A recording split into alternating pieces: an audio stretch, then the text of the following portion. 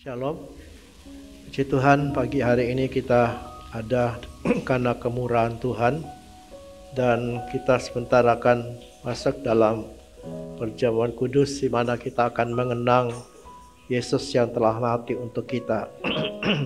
Pagi ini firman Tuhan saya beri judul keluarga Kristen dan ekonomi yang diberkati. Sebuah judul atau sebuah tema yang tentu sangat menyenangkan, karena siapa sih yang tidak senang diberkati? Tadi kita nyanyi, aku diberkati, aku dilimpahi. Itu semua kata-kata yang sangat indah gitu. Kalau bulannya atau dalam khotbah yang lalu saya menyampaikan keluarga Kristen dan krisis ekonomi, itu tidak senang ya, karena siapa yang suka mengalami krisis ekonomi, tapi kita harus menghadapinya juga ya, dengan cara yang benar. Dan pagi hari ini kita akan berbicara tentang ekonomi yang diberkati dan bagaimana kita menyikapinya. Ya, puji Tuhan, sebelum manusia jatuh dalam dosa, itu kita tahu bahwa manusia itu dalam keadaan yang sangat diberkati.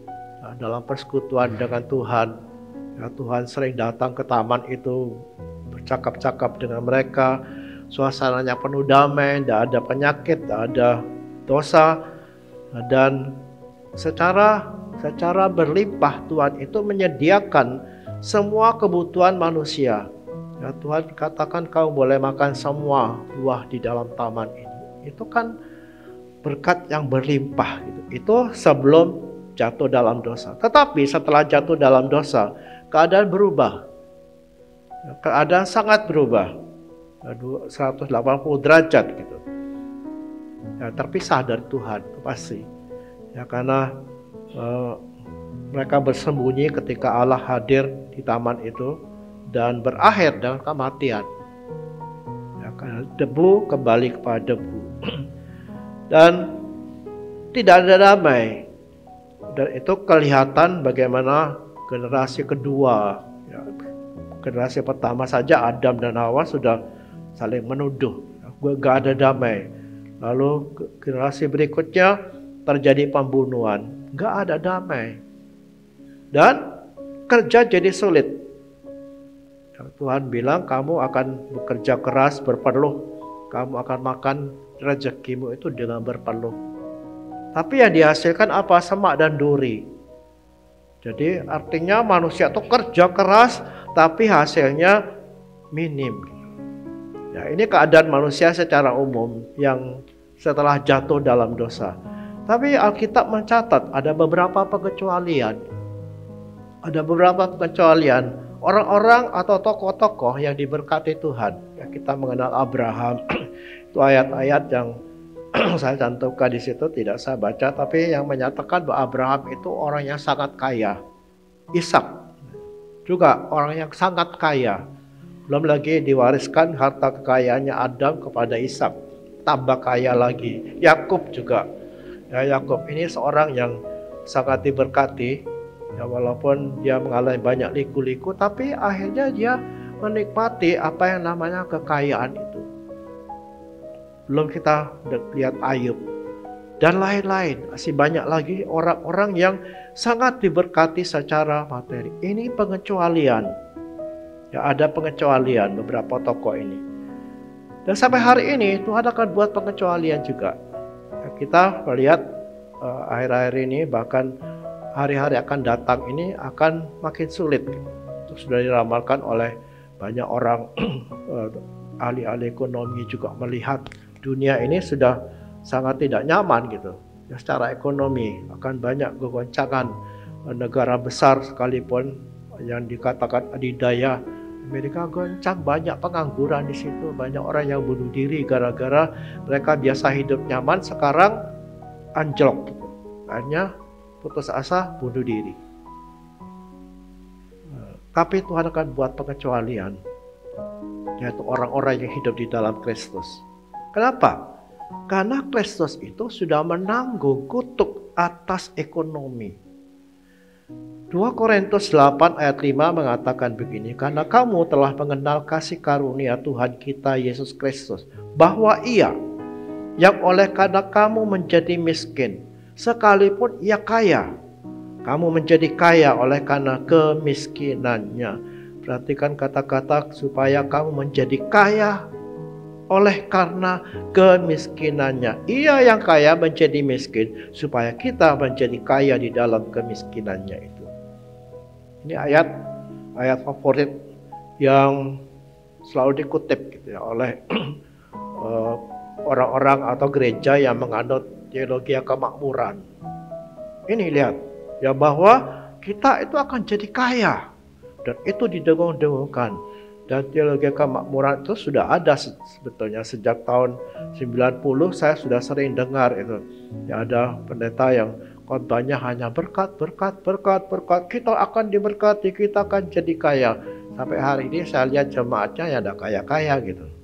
Tetap aja ya, karena saya mengenal ini pendeta, dan jemaatnya juga ada kaya-kaya. Kenapa? Karena ayatnya ditafsirkan dengan cara yang salah. Mari kita lihat, kapan Yesus itu jadi miskin? Miskin itu dalam Ulangan 28 ayat 47 sampai 48 itu ada kriteria orang miskin. Apa itu? Lapar, haus, telanjang, tidak punya apa-apa. Itu miskin dalam Ulangan 28. Ya, saya akan baca mungkin supaya kita bisa melihat gambaran gitu ya, bahwa orang yang miskin itu seperti itu gitu. Ya, dalam Ulangan 28. Karena engkau tidak mau menjadi hamba kepada Tuhan Allahmu dengan sukacita dan gembira hati, walaupun kelimpahan akan segala-galanya, maka dengan menanggung lapar dan haus, dengan telanjang dan kekurangan akan segala-galanya, engkau akan menjadi hamba kepada musuh yang akan disuruh Tuhan melawan engkau, yang membebankan kuk besi di atas tengkukmu sampai kau dipunahkan. Ini kategori orang miskin. Haus, lapar, haus, telanjang, kekurangan segala-galanya. Jadi hamba lagi. Ya, jadi hamba kepada musuhnya. Ini orang-orang miskin. Dan Yesus mengalami ini. Kapan? Apakah waktu dia hidup di dunia ini karena dia lahir di kandang? Tidak. Yesus itu ketika dia hidup dalam dunia, hidup dalam kelimpahan. Kenapa? Ya, ada murid-murid perempuan. Yang murid-murid perempuan itu orang-orang kaya, katanya dalam Lukas itu disebut. Yesus mengalami kelimpahan karena ada perempuan-perempuan kaya jadi muridnya yang ikut kemanapun. Ayo coba saudara bayangkan, kalau ada perempuan yang kaya, lalu ini idolanya, ini Yesus idolanya mereka. Kira-kira dibiarkan kelaparan? Tidak mungkin. Pasti dicukupi. Ya, apalagi kalau orang sudah ngefan gitu. Waduh, ini luar biasa ini Yesus. Ya, belum lagi Tuhan Yesus itu pakaiannya katanya itu tidak berjahit. Jadi jubahnya Yesus itu jubah tenunan yang langsung ditenun berbentuk, tidak ada jahitannya. Dan ini jubah yang mahal gitu. Tidak semua orang bisa pakai baju seperti itu. Dari mana dia dapat? Pasti dari perempuan-perempuan yang kaya ini. Jadi Yesus waktu dia di dalam kehidupannya sehari-hari, dia berkelimpahan, bukan orang miskin. Dia mau tidur dimanapun, di hotel berbintang, kalau itu waktu itu mungkin ada hotel berbintang, dia akan diterima dengan terbuka, karena dia sangat populer. Kapan dia lapar, haus, telanjang dan tidak punya apa-apa? Yaitu waktu dia disalib. Itu dia benar-benar lapar, haus, lapar karena tidak makan. Maka terakhir itu ketika jamuan Paskah, malam harinya dia mengadakan jamuan Paskah, itu makan terakhir. Dan besok sepanjang hari dia tidak makan. Dia lapar, dia haus, telanjang. Karena orang yang disalib itu telanjang. Nah, kalau kita lihat gambar atau Yesus disalib atau gambarnya itu kan dipakein selempang gitu, kain. Ya, itu hanya untuk kesopanan. Tetapi sesungguhnya orang yang disalib itu dalam keadaan telanjang bulat. Itulah saatnya Yesus menjadi miskin. Kapan? Saat dia di atas salib. Itulah Yesus kita. Kenapa dia jadi miskin? Karena menanggung dosa kita. Belum lagi Matius 27 ayat 29 mengatakan Kristus itu dimahkotai duri. Kita mengenal duri itu muncul dalam dunia ini ketika manusia jatuh dalam dosa. Semak duri akan muncul di tanah ini, kata Tuhan. Kamu akan kerja, rezekimu akan kau cari dengan keringat, tapi tanah itu akan menghasilkan semak duri. Semak duri itu muncul ketika manusia jatuh dalam dosa, dan itu yang ditanggung Yesus di atas salib. Dia bermahkota duri. Itu saya yakin itu bukan kebetulan. Bukan kebetulan, karena menganyam duri itu sulit. Kan ya, itu duri itu harus dianyam. Dianyam oleh serdadu-serdadu Romawi itu. Untuk melambangkan Yesus sebagai raja. Apa yang mereka pikir? Ayo kita kasih mahkota. Loh kok mahkota duri? Padahal itu rumit gitu. Saya percaya itu Tuhan buat itu lewat tentara Romawi untuk melambangkan bahwa kehidupan ekonomi manusia di dunia ini sudah ditanggung, kutuknya sudah ditanggung oleh Yesus Kristus. Kita bebas dari kutuk ekonomi itu. Amin. Kenapa? Karena sudah ditanggung Yesus. Jadi orang yang percaya kepada Yesus tidak lagi di bawah kutuk. Galatia 3 ayat 13-14 mengatakan itu. Saya bacakannya. Galatia pasal 3 ayat 13-14. Kristus telah menebus kita dari kutuk hukum Taurat dengan jalan menjadi kutuk karena kita. Sebab pada tertulis, terkutuklah orang yang digantung pada kayu salib. Yesus Kristus telah membuat ini supaya di dalam Dia berkat Abraham sampai kepada bangsa-bangsa lain, sehingga oleh iman kita menerima roh yang telah dijanjikan itu. Kutuk dan segala kutuk telah ditanggung Yesus, termasuk kutuk ekonomi. Ditanggung Yesus. Kita semua hidup dalam berkat Abraham katanya. Berkat Abraham itu memang luas, bukan hanya berkat secara materi. Ya kalaupun Abraham itu diberkati secara materi, secara keturunan, ada banyak berkat-berkat yang Abraham terima, dan itu sampai kepada kita, bangsa-bangsa lain. Oleh kenapa? Oleh karena Kristus telah menanggung kutuk itu. Jadi kita semua itu sebetulnya hidup dalam ekonomi yang diberkati. Amin. Lu kayak tidak percaya gitu. Iya, kita hidup dalam ekonomi yang diberkati. Kenapa? Yesus sudah tanggung itu semua di atas Golgota. Dan yang perlu kita luruskan adalah bahwa apa sih ekonomi yang diberkati itu? Nah, pendapat umum kalau didengar ekonomi diberkati, ya hartanya berlimpah, paling tidak kekurangan gitu. Punya kerjaan yang mapan. Benar. Sudah dibuktikan ya dengan survei bahwa orang-orang Kristen itu atau negara-negara Kristen itu negara-negara kaya. Lihat aja. Negara-negara Kristen. Amerika itu dulu negara Kristen. Eropa itu negara Kristen. Kaya kan? Coba lihatlah ke Timur Tengah. Ke Timur Tengah. Waktu kami sempat ke Israel, kita bisa lihat gitu. Tanah perjanjian di mana orang Israel diam, itu kan tanah gersang juga, tapi bisa dirubah menjadi hijau gitu. Ada pertanian yang perkebunan yang luar biasa, hijau. Tapi lihatlah di daerah Palestina. Kalau kita ke daerah Palestinanya gitu, gersang kering, ya, debu kotor. Itu buktinya bahwa Tuhan itu sanggup memberkati umatnya dengan kelimpahan secara materi. Itu benar. tapi kurang lengkap. Kalau kita hanya berhenti sampai di situ, kita akan dibius kekayaan. Dan akhirnya kekayaan yang kita terima itu bukan lagi menjadi berkat, tapi menjadi malapetaka. Kalau kita diberkati dengan duit limpah banyak, lalu kita tidak ngerti rencana Tuhan, kita akan mabuk kekayaan, lupa segalanya.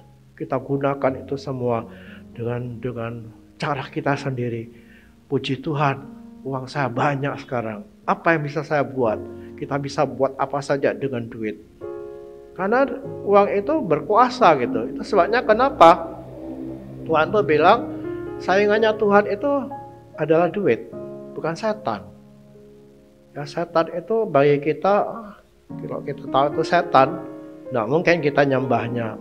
Tapi duit, ini kan abu-abu itu, abu-abu, nggak jelas. Kalau kita salah menyikapi ekonomi yang berlimpah ini, akhirnya itu menjadi bumerang yang membunuh kita. Jadi apa sih ekonomi yang diberkati itu? Bagaimana kalau kita diberkati secara ekonomi? Satu, mendapatkan harta disertai dengan rasa damai. Kita kerja, ya, kita mendapatkan hasil disertai dengan rasa damai, rasa puas, tanpa cemas. Amsal 15 ayat 16 mengatakan lebih baik sedikit barang dengan disertai takut akan Tuhan daripada banyak harta disertai kecemasan. Ada orang kaya yang disertai kecemasan, itu miskin. Ada satu, mungkin dulu pernah saya cerita itu di Malang ini. Di Malang ini ada orang kaya. Saya dengar cerita, saya tidak tahu orangnya, coba saya dengar cerita bagaimana orang ini kaya raya tapi dipenuhi ketakutan gitu. Malam hari dia tidak bisa tidur nyenyak. Kalau ada suara kresek gitu, dia ketakutan, ada apa ini? Dan rumahnya itu berlapis gitu, penjaganya berlapis. Dia tinggal di ketiga, jadi ada halaman ini sudah ada satpam di situ. Masuk pintu kedua, pintu gerbang kedua, itu ada anjing di situ jaga. Baru dia pintu ketiga, baru itu rumahnya juga. Kalau dia pergi ke kantor katanya, dia tidak pernah lewat jalan yang sama tiap hari. Hari ini dia lewat kanan, besok dia lewat kiri, dia putar-putar. Kenapa? Takut dicegat. Nah, siapa yang mau nyegat gitu? Kenapa? Takut. Apa ini diberkati? Apa ini kekayaan yang bisa dinikmati? Enggak. Dipenuhi ketakutan. Nah, memang ini jarang orang kayak gitu. Jarang. Tapi itu contoh bahwa harta itu tidak membuat orang jadi tenang gitu. Ada yang punya kekayaan tapi cemas, tidak puas, tidak pernah rasa puas gitu. Kepingin banyak, terus banyak dikumpulkan, banyak, terus dinikmati, tidak, karena dia takut jangan-jangan hartanya berkurang. Jadi orang yang keluarga ekonomi yang diberkati itu adalah dia mendapatkan hartanya dengan rasa syukur, dengan dirasai puas, dengan penuh damai. Kenapa? Karena dia cari dengan cara yang benar. Kalau orang itu cari kekayaan dengan cara yang tidak benar, saya yakin tidak akan ada puas. Jadi orang yang diberkati ekonominya itu bebas saya rasa khawatir akan hari esok. Dia gak mikir besok itu makan apa. Kenapa? Percaya pemeliharaan Tuhan. Sehingga dia bekerja bukan didorong oleh ketakutan gitu. Tidak didorong oleh keinginan akan uang supaya uangnya lebih banyak lagi. Tapi dia bekerja ya dengan nyaman, bukan dengan santai leha-leha, enggak. Tapi bekerja tanpa rasa cemas gitu. Dia tetap rajin. Nah, ini bebas rasa khawatir gitu. Mari kita periksa, apakah saya bekerja itu dengan ketakutan, takut jangan-jangan hartanya tidak bertambah, takut akan masa depan. Kalau kita berusaha sekuat tenaga, ada rasa cukup. Nah, dalam Timotius 6 ayat 8 dikatakan, asal ada makanan dan pakaian cukuplah. Tetapi mereka yang ingin kaya terjatuh ke dalam pencobaan, ke dalam jerat, dan ke dalam berbagai hawa nafsu hampa, dan yang mencelakakan, yang menenggelamkan manusia ke dalam keruntuhan dan kebinasaan. Ada rasa puas gitu. Nah, rasa puas ini tidak sama dengan puas diri loh ya. Dah cukup, pokoknya saya makan, anak-anak ada kekurangan, ada tapak berteduh, ya sudahlah, terima kasih Tuhan, rasa puas gitu. Tidak, tapi rasa puas ini bisa menerima dengan rasa syukur pemberian Tuhan. Mau dikasih banyak, puji Tuhan. Mau dikasih minim juga, puji Tuhan. Puas dengan apa yang Tuhan beri. Bukan puas diri. Kalau puas diri itu tidak ada usaha untuk meningkat. Kalau puas diri itu udahlah segini aja cukup. Yang jualan misalnya satu petak gitu. Satu kalau jualannya di meja gitu. Ya sudahlah cukup ini, tidak usah berkembang. Ya cukup ini aja, tidak usah macam-macam lah. Sudah ini pokoknya cukup makan. Ini puas diri. Dan Tuhan tidak mau seperti itu. Tuhan mau supaya kita terus berkembang. Karena Tuhan memberikan kita potensi. Kekuatan, kemampuan untuk berkembang. Dan Tuhan mau itu dipakai. Juga untuk dalam kehidupan ekonomi kita. Dipakai. Untuk terus berkembang. Jadi ekonomi yang diberkati itu adalah ekonomi yang mendatangkan damai sejahtera dan rasa puas. Rasa puas gitu. Ini ekonomi yang diberkati. Coba periksa diri, apakah uang yang kita dapatkan, kekayaan yang kita simpan itu mendatangkan damai sejahtera, puas, atau kita masih kepingin lebih banyak lagi sampai kita kotot cari dengan segala daya. Kalau itu berarti ekonomi kita belum diberkati walaupun kita banyak duit. Karena ekonomi yang diberkati itu adalah uang, harta yang mendatangkan sejahtera. Yang kedua, kita jadi pengelola. Ini sudah saya bahas dalam khotbah yang lalu. Kita bukan jadi budak uang, bukan jadi hamba, ya, tetapi kita akan menjadi pengelola yang baik gitu. Ya, dalam Matius 19:23 Yesus berkata kepada murid-muridnya, aku berkata kepadamu sesungguhnya sukar sekali bagi seorang kaya untuk masuk ke dalam kerajaan surga. Nah, di orang yang dikuasai uang itu tidak akan mengalami kerajaan surga. Ini kan ayat ini muncul keluar ketika ada seorang muda yang kaya yang datang kepada Yesus. Bagaimana supaya aku masuk kerajaan surga? Jual hartamu. Lalu orang kaya ini sedih, pergi dengan sedih. Kok mesti jual kekayaan? Lalu Tuhan bilang, orang kaya itu sukar masuk ke dalam kerajaan surga. Ini kerajaan surga bukan kerajaan surga yang nanti kita ke sana gitu ya. Tapi ini kerajaan di mana Kristus itu adalah rajanya dan ada damai sejahtera di situ. Di mana ada Kristus memerintah, di situ ada kemuliaan, ada damai sejahtera. Dan orang yang dikuasai harta ini, dikuasai oleh uang ini, tidak mengalami itu semua. Kenapa? Ya dia dengan serakah menjadi budak kerja. Diperbudak oleh kerja. Pagi melek begitu. Langsung. Ada seperti itu? Ada. Dulu saya pernah punya jemaat seperti itu. Di Bali gitu ya. Belum buka semua, ada toko yang buka, dia buka duluan. Kenapa? Nyaring orang yang butuh. Bahkan sampai malam dia layani orang kerja. Sampai saya bilang, kapan menikmati? Tidak ada. Ya kerja terus. Jalan-jalan, enggak. Paling ya di sekitar situ aja. Jadi budak kerja, kikir.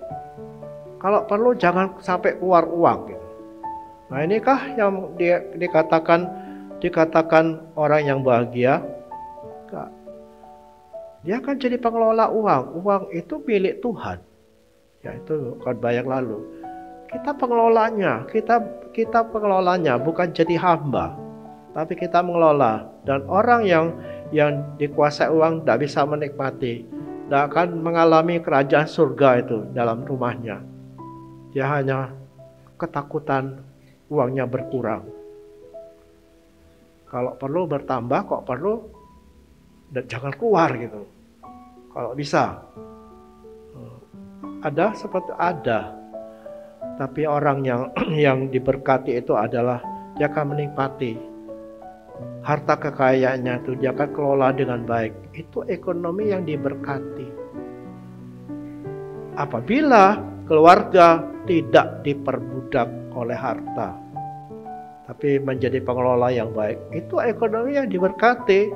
Nah, apakah kita jadi pengelola yang baik atau kita jadi hambanya uang? Kerja dengan banting tulang, kikir, serakah, kita belum diberkati. Yang ketiga, ini yang penting, diberi kuasa untuk menikmati. Pekotbah 5 ayat, Pekotbah 5 ayat 18. Orang, saya baca lengkapnya. Lihatlah, yang kuanggap baik dan tepat ialah kalau orang makan, minum, dan bersenang-senang dalam segala usaha yang dilakukan dengan jerih payah di bawah matahari selama hidup yang pendek, dan yang dikaruniakan Allah kepada, sebab itulah bagiannya. Ayat 18. Setiap orang yang dikarunia Allah kekayaan dan harta benda dan kuasa untuk menikmatinya, itu untuk menerima bagiannya dan untuk bersukacita dalam jerih payahnya, juga itu pun karunia Allah. Jadi kalau kita diberkati, kita dikaruniai berkat oleh Tuhan, kita bisa menikmati berkat-berkat itu.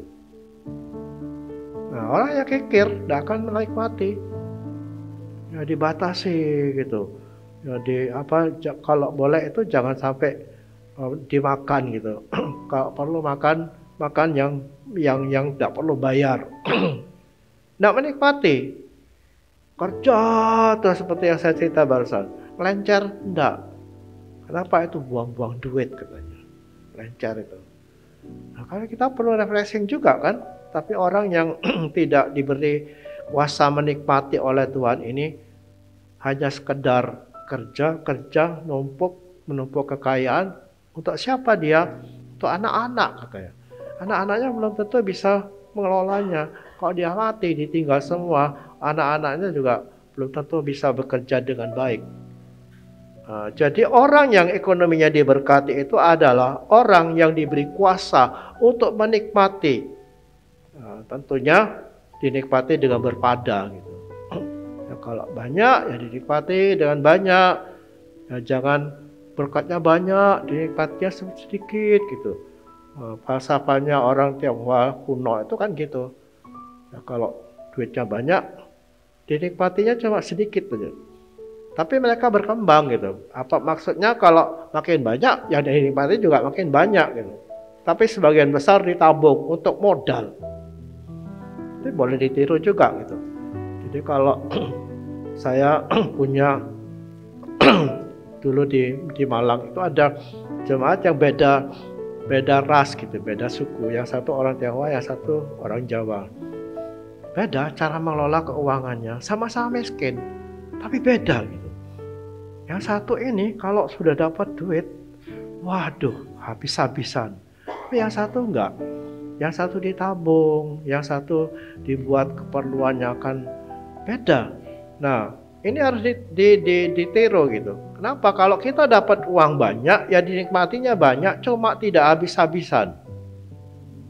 Jadi nikmatilah seperti apa yang Tuhan mau gitu. Tapi juga jangan terlalu medit gitu. Karena orang medit tidak menikmati. Jadi inilah ekonomi yang diberkati oleh Tuhan. Menikmati apa yang Tuhan karuniakan. Yang terakhir, yang keempat adalah mempergunakan harta hingga berdampak sampai kekekalan. Harta itu bisa lenyap. Benar ya? Ya saya ingat beberapa tahun yang lalu itu saya dengar cerita gitu. Di satu daerah ada orang yang buka toko gitu. Orang kaya ini, ya, tokonya itu toko alat-alat tulis, alat-alat tulis. Oh, dia kan mau bulan Juli itu kan pergantian tahun ajaran baru gitu. Jadi dia beli, dia kulak, dia semua tabungannya semua itu dibelikan alat-alat tulis semua, buku tuh tahu. Jadi di gudangnya itu numpuk buku untuk persediaan. Ini cerdik sebetulnya. Ya, cerdik, boleh ditiru gitu. Dia bisa menggunakan peluang apa sih sekarang yang laku. Ini pedagang yang asli ini, dia kulak. Tiba-tiba malam hari hujan deras, banjir bandang datang, habis semuanya, habis. Dalam sekejap. Nah, kalau buku kena air kan tidak bisa dipakai lagi. Habis dalam sekejap. Itu harta yang kita punya. Bisa lenyap. Atau kalau kita nanti mati, tidak secuil pun emas yang kita bawa. Tidak boleh katanya. Ini orang-orang Tionghoa ada yang percaya di peti tidak boleh ada emas. Duit juga tidak boleh. Itu saya sampaikannya. Duit juga tidak boleh, makanya diganti duit-duitan supaya ada duitnya gitu. duitan yang dikatakan. Ditinggal semua. Itu falsafahnya bahwa semuanya ada dalam dunia ini, tidak kita bawa ke seberang sana. Tidak ada. Beruntung kalau harta yang kita miliki hari ini itu akan menyertai kita kelak di sana. Artinya apa? Harus dikirim duluan. Ya kan, nanti kalau kita mati, harta kita sudah di sana, sudah ada di surga. Harta kita sudah dipindah ke sana. Kita di dunia ini gak selamanya. Ya kita jangan terus boros gitu ya, atau memberi sampai upah daratan, karena kita masih punya keluarga tentu yang harus dipelihara. Nah, bagaimana kita memindahkan uang ini ke surga? Menggunakan harta untuk kemuliaan Tuhan. Itu pertama ya. Bahwa uang yang kita miliki dalam dunia ini digunakan untuk memuliakan Tuhan. Lalu apakah ini berarti harus melayani? Tidak. Gunakan uang itu untuk kemuliaan Tuhan. Karena dikatakan dalam Kolose 3 ayat 23, apapun yang kamu buatlah itu dengan segenap hati, seperti untuk Tuhan dan bukan untuk manusia. Kamu tahu bahwa dari Tuhanlah kamu akan menerima bagian yang ditentukan bagimu sebagai upah. Kristus adalah Tuhan dan kamu hambanya. Jadi menggunakan segala sesuatu untuk kemuliaan Tuhan itu, berbuat semuanya itu seperti untuk Tuhan.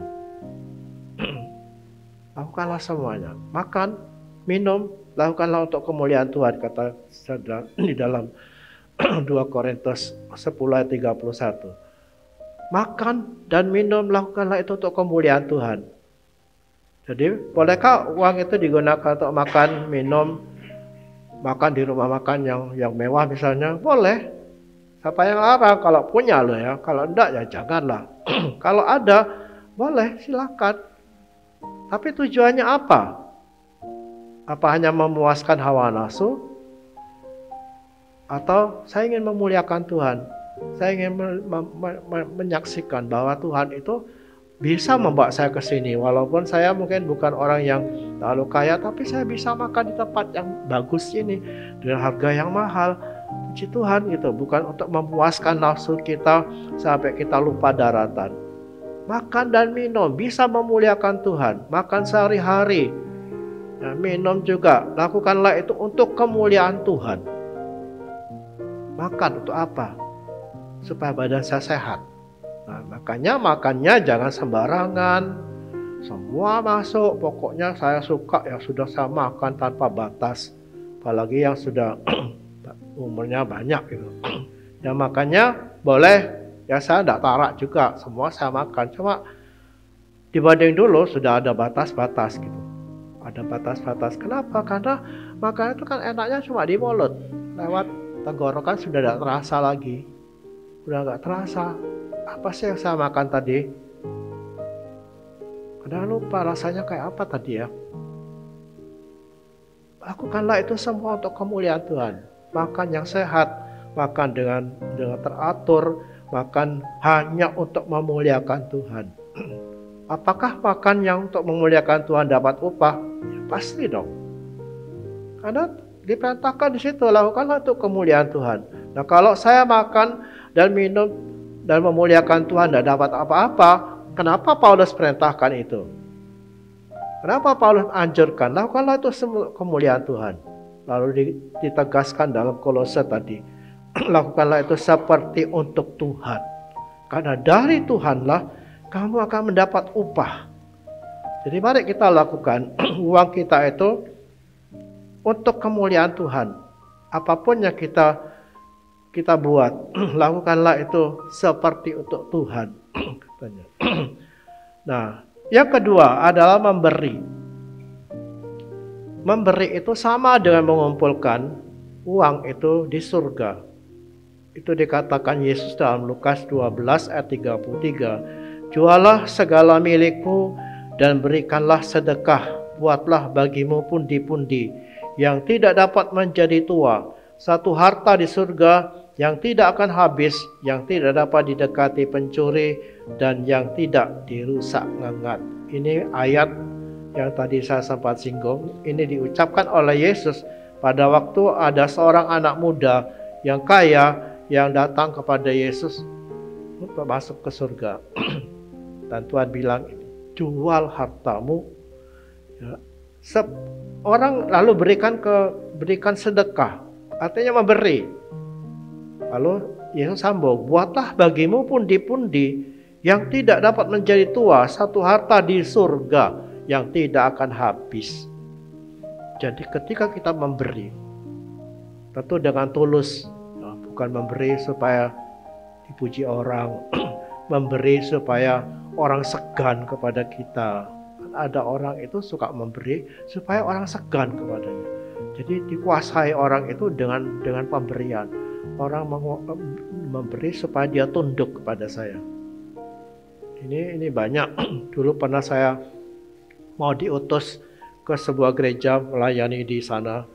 Ya, ketika selesai dari sekolah Alkitab, saya diutus ke sana dan di kapal itu kan saya naik kapal ke sana ke Kalimantan. Naik kapal dan nahkoda kapalnya itu orang Kristen. Dia cerita, Pak, itu di sana nanti ya, itu jemaat itu ada seorang ibu gini. Dia suka kuasai orang, dia kaya. Ya, dia yang punya dia yang bangun gereja itu, tidak ada yang lain. Dia yang bangun, dia yang kuasai, dan pendeta yang melayani di situ harus nurut dia.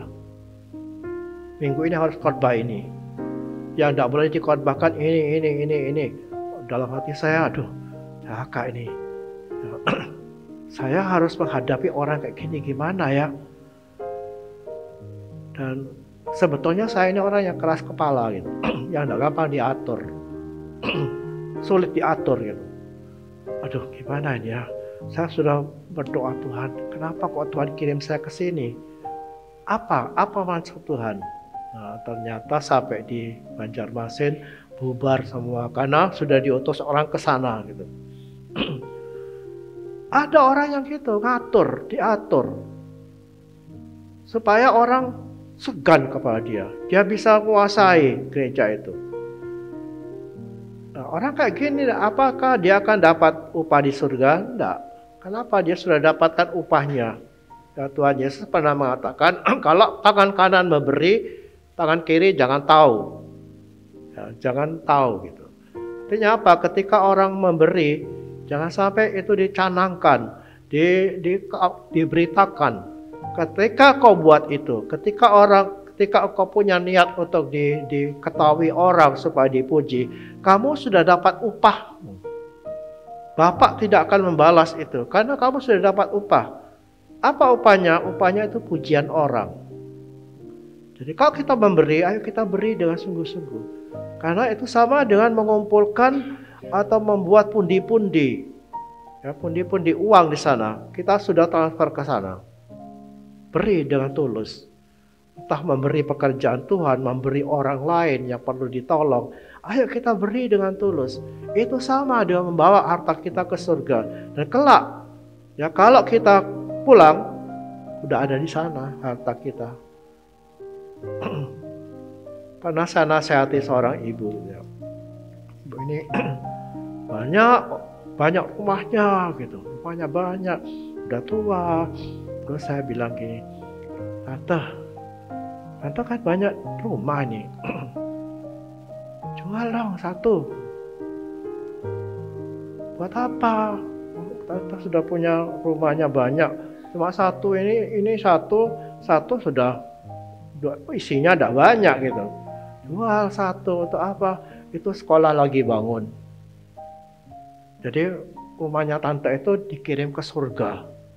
Saya jelaskan, itu sekolah mau bangun, ayo bantu. Enggak katanya, sampai mati tidak pernah. Apakah mati sekarang dibawa? Ditinggal semua. Coba dia buat itu. Rumahnya di surga sudah banyak kaya dia di sana. Tapi karena ya sudah.